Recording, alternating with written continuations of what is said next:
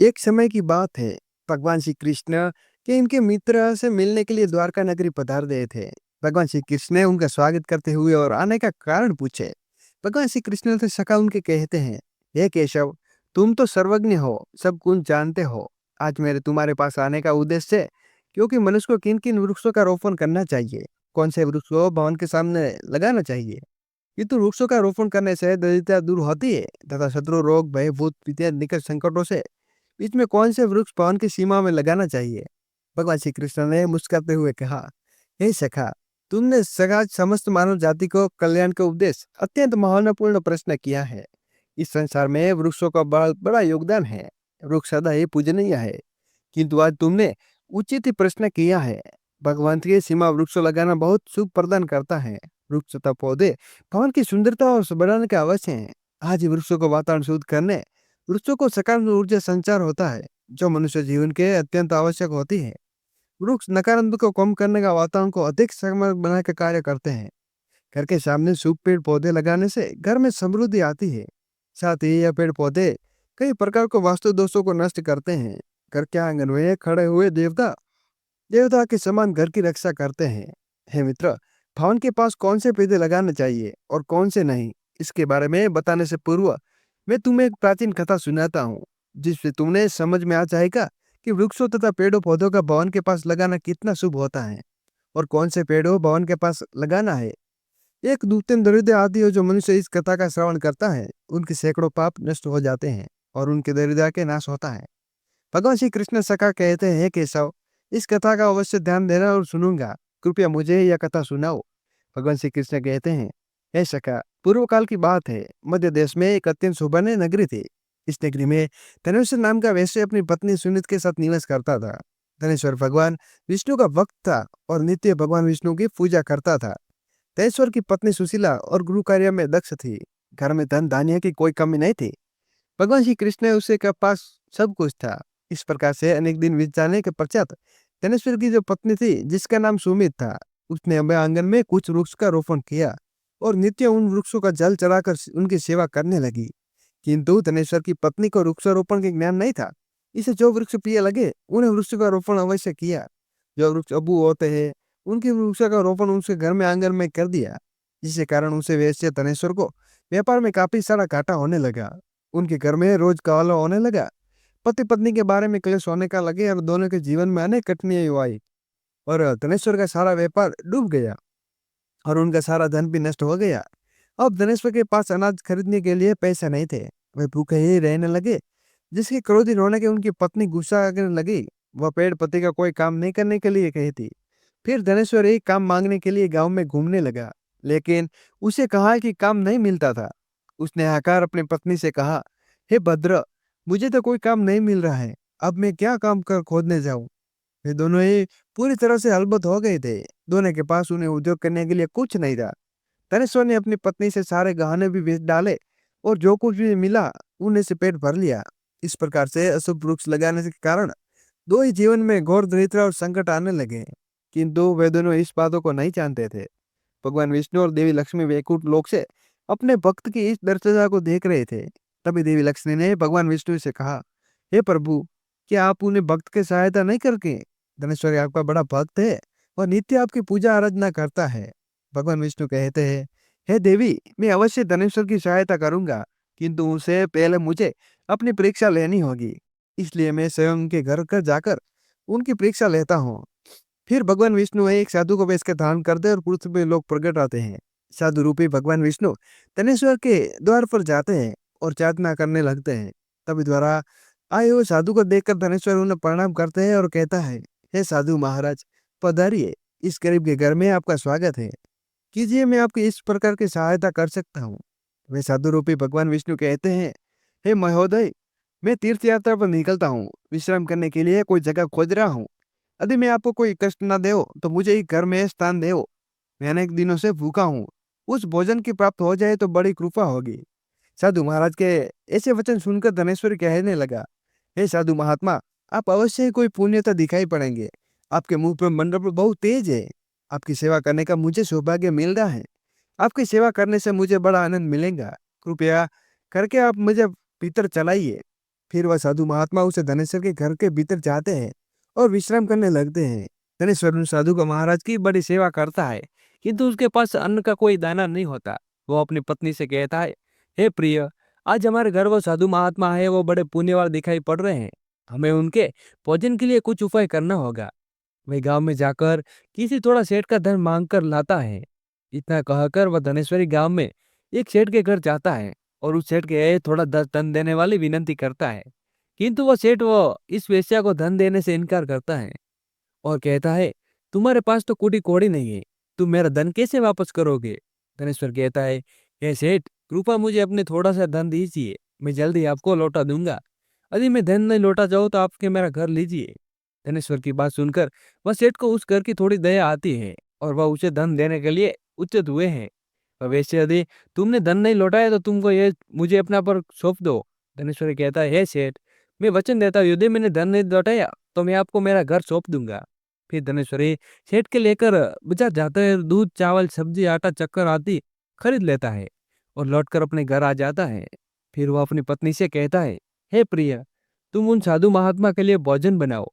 फिर धनेश्वरी की पत्नी भोजन बनाती है और उन साधु महात्मा को भोजन परोसती है। इस प्रकार से इस धनेश्वरी की भक्ति और निष्ठा को देखकर साधु महात्मा बहुत प्रसन्न हो जाते हैं। भोजन के लिए लाए पाचे तो जाते जाते उस धनेश्वरी कहते हैं, ए वैश्य, मैं तुम्हारी भक्ति को आदर सम्मान से अत्यंत प्रसन्न हूँ। तुम्हारी जो कामना है वो मुझे बताओ, मैं अवश्य पूरी करूंगा। तब वह धनेश्वरी कहता है, हे महात्मा, आपका आशीर्वाद ही हमारे लिए सब कुछ है, किंतु मैं आपको यह जानना चाहता हूँ किस किस पाप से कारण मुझे दरिद्रता का दुख भोगना पड़ता है। उसमें से भगवान विष्णु की भक्ति की है, फिर हमारे जीवन में दरिद्रता क्यों आई है, इनका क्या कारण है, और उसे दरिद्रता को दूर करने के लिए मुझे क्या उपाय करना चाहिए। फिर वह साधु महात्मा कहते हैं, हे वैश्य, मैं जब तुम्हारा द्वार पर आ गया तभी मुझे यह ज्ञात हो गया था कि तुम्हारे जीवन में घोर दरिद्रता और संकट आई गई हुई है, क्योंकि तुम्हारे भवन के सामने जो वृक्ष है वही तुम्हारा दर्द का कारण है। इसलिए वृक्षों को हटाकर उनके साथ शुभ पौधों को रोपण करो। तुम्हारे पति तुम्हारे भवन के सामने जिस वृक्ष का रोपण किया है वह अशुभ वृक्ष है, उन्हीं कारण तुम्हारे ऐसी दुर्दशा हुई है। धनेश्वरी कहते हैं, महात्मा, कृपया मुझे बाहर बताइए कि सामने कौन से वृक्ष लगाना चाहिए जिसके घर में सुख समृद्धि, और कौन सा वृक्ष नहीं लगाना चाहिए, कृपया मुझे आप बताइए। विस्तार पर समझाए, आपका बड़ा आभारी रहूंगा। फिर वह साधु महात्मा कहते हैं, हे वैश्य, ठीक है, अब मैं तुम्हारे इस वृक्षों को विषय बताता हूँ जिस घर में पास लगाने से शुभ फलों की प्राप्ति होती है, इसलिए वह तुम ध्यानपूर्वक सुनो। हे वैश्य, किसी जलाशय के सीमा पीपल का वृक्ष लगाने वाले मनुष्य को फल मिलता है, जो फल सैकड़ों यज्ञ समान होता है। जब पीपल के पत्ते को जलाशय में गिरते हुए वह पेड़ समान होकर पीतों को तृप्ति प्रदान करता है, इसके सभी प्रकार में पृथ्वी दोष समाप्त हो जाते हैं। जो मनुष्य नित्य स्नान करने वाले पीपल को स्पर्श करता है वह सभी पापों को मुक्त होता है और कभी पराजित नहीं होता। पीपल को स्पर्श करने से लक्ष्मी की प्राप्ति होती है और उनकी प्रतीक्षा करने वाले आयु को वृद्धि होती है। पीपल की जड़ से श्री विष्णु तने शिव और अग्र में भाग में ब्रह्मा जी स्थित हैं। अमावस्या के दिन पीपल को प्रमाण करने से जल फल मिलता है, बस वह 1000 गायों के दान से बराबर होता है। इस संसार में पीपल के समान कोई वृक्ष नहीं है। साक्षात श्री हरि इस वृक्ष में रूप में पृथ्वी पर विराजमान है। पीपल में वृक्ष को चोट पहुंचाना अथवा उनकी टहनी तोड़ना महापाप गना गया है। ऐसे मनुष्य को एक तल्प नरक में रहना पड़ता है और पीपल को जड़ को काटना है, इस कभी नरक में उधर नहीं होता है। ये वैश्य, अब मैं तुमने वृक्ष के बारे में बताता हूँ। आवके का फल समस्त लोगों को प्रसिद्ध है और परम पवित्र आमले का लोगों के स्त्री और पुरुष से जन्मदिन बंधन के मुक्त हो जाते हैं। वह पवित्र फल भगवान विष्णु को अत्यंत करने वाला और शुभ माना गया है। इनके खाने से सभी पापों को मुक्ति मिलती है। आंवला खाने से आयु बढ़ती है, उनका जल पीने से रोग नाश होता है और आंवलों को जल के मिलाकर स्नान करने से दरिद्रता दूर हो जाती है और सभी प्रकार की यह वैच्य प्राप्ति होती है। जिस घर में आंवला सदा मौजूद रहता है, इसी घर में कभी देव और राक्षस नहीं आते। एकादशी के दिन अगर आंवला मिल जाए तो संसार के सभी तीर्थों से बढ़कर फल प्राप्त होता है। अपने केस में आंवला लगाने वाला फिर से मृत्युलोक पर जन्म नहीं लेता। जिस घर में आंवले आंवले का वृक्ष होता है वह अपने साक्षात लक्ष्मी नारायण निवास करते हैं। तीसरा है अशोक का वृक्ष। अशोक के वृक्ष में अप्सरा का निवास होता है।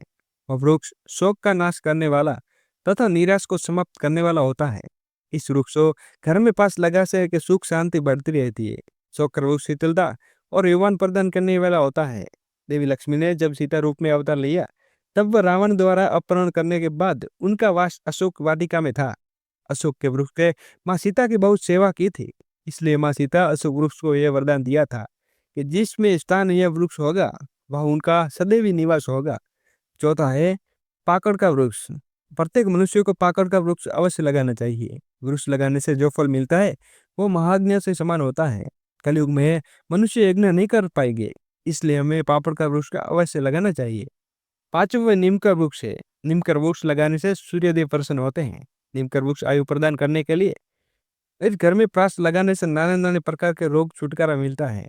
माँ लक्ष्मी को नीम के पत्ते अत्यंत प्रिय थे, इसलिए वह नीम के पत्ते वृक्ष के पास निवास करते हैं। हर घर के सामने नीम वृक्ष रोपण करने या धन संपत्ति प्राप्ति होती है। छठा है जामुन का वृक्ष। यदि कोई मनुष्य कन्या प्राप्ति के लिए कामना है तो उसे जामुन का वृक्ष अवश्य लगाना चाहिए। जिस मनुष्य के घर में सामने जामुन का वृक्ष होता है उनके घर में कन्या का जन्म होता है, जो कलयुग का गौरव बढ़ाती है। सातवां बेल का वृक्ष। बेल का वृक्ष है भगवान शिव और गुलाब देवी की पार्वती का निवास है, इसलिए अगर बेल का वृक्ष के पास गुलाब को पौधा लगाया जाए तो शिव पार्वती का आशीर्वाद प्राप्त होता है। उस घर में कभी कभी दरिद्रता नहीं आती। इस घर में कभी अकाल मृत्यु नहीं होती और कोई स्त्री विधवा नहीं बनती। आठवां है नारियल का पेड़। नारियल पेड़ लगाने से पुरुष अनेक स्त्रियों का पति बनता है। नारियल के किसी भी धार्मिक अनुष्ठान का आवश्यक अंग होता है। यह अत्यंत शुभ माना जाता है। घर के आंगन में नारियल का पेड़ होना, इससे घर में हमेशा शुभता होती है और इस घर में सदस्यों का सम्मान में बहुत मान सम्मान होता है। सुंदर पत्नी की कामना वाले मनुष्य को अनार का वृक्ष लगाना चाहिए। जो मनुष्य के सुंदर सूचित और सौभाग्यशाली पत्नी की कामना करता है, इस घर में आंगन के या पास अनार का वृक्ष अवश्य लगाना चाहिए। अनार का वृक्ष को केवल आवश्यक फल प्रदान करता है, बल्कि उसे शुभता और सौंदर्य का प्रतीक माना गया है। अनार का वृक्ष अपने लाल फूलों से और सकारात्मक ऊर्जा संचार करता है। इस वृक्ष को देवी लक्ष्मी का प्रतीक माना गया है और इसके उपस्थित धन में संपत्ति और पारिवारिक सौंदर्य का बढ़ती है। अनार के फल की सेवन करने से शरीर स्वस्थ और आनंदित होता है। पलाश का पेड़ ब्रह्म तेज प्रदान करता है, इसलिए उनका रोपण अवश्य करना चाहिए। पलाश को धर्म का वृक्ष कहा जाता है। इस भगवान ब्रह्मा और अग्नि का पवित्र माना गया है। उसके लाल ऊर्जा फूल शक्ति और उत्साह का प्रतीक है। पलाश का वृक्ष व्यक्ति जो आध्यात्मिक पुण्य प्रदान करता है और साधना और तपस्या से सहाय करता है, और व्यक्ति जो भीतर ब्रह्मा ऊर्जा प्रभाव बढ़ाता है। पलाश के वृक्ष के लकड़ी और पत्ते यज्ञ और पूजा के लिए उपयोग किए जाते हैं। इसमें निर्दित समिध अग्नि को पूजनीय और पूजनीय और व्यवस्थित पवित्र बनाती है। वंश वृद्धि और संतान प्राप्ति की कामना करने वाले मनुष्य को अंकुर का वृक्ष अवश्य लगाना चाहिए। अगर मनुष्य किसी बीमारी से पीड़ित है तो उसे खेर का वृक्ष लगाना चाहिए।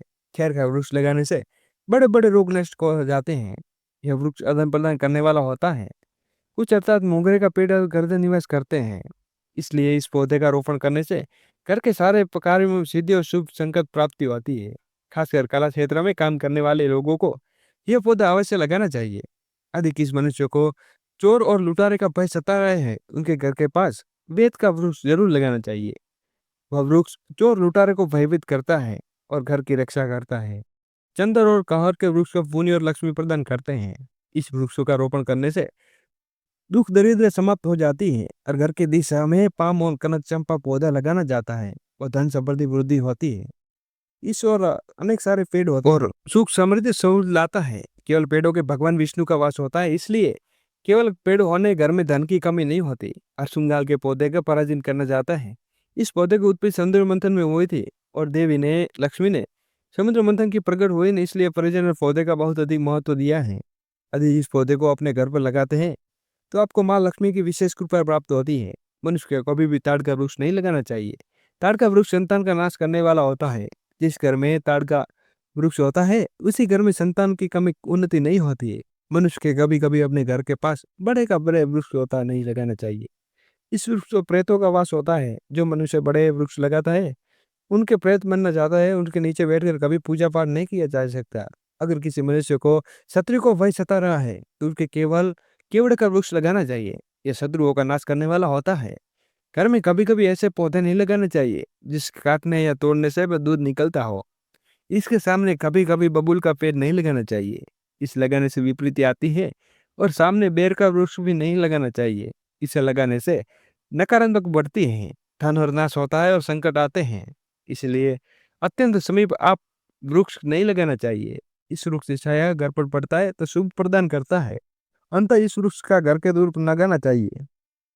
किसी भी मनुष्य को अपने घर के सामने पपीता का वृक्ष नहीं लगाना चाहिए। इस वृक्ष को लगाने से धन नाश होता है। अगर दरिद्र और आती है, पीपल का वृक्ष भवन पूर्वोत्तर दिशा में होते हैं और घर में निर्दलता प्राप्त हो सकती है। जो कोई पश्चिम दिशा में घर का शौक का कारण बन सकती है। अधे दक्षिण दिशा में तुलसी का पौधा हो तो संतान की पीड़ा सहन करने वाली होती है। अगर आपको जानकारी अच्छी लगी हो तो वीडियो को लाइक कीजिए और अच्छी वीडियो को लाइक करें, शेयर करें, कमेंट करें। जय श्री कृष्ण जरूर लिखें। साथ ही चैनल को सब्सक्राइब अवश्य करें। जय श्री कृष्ण। राधे राधे।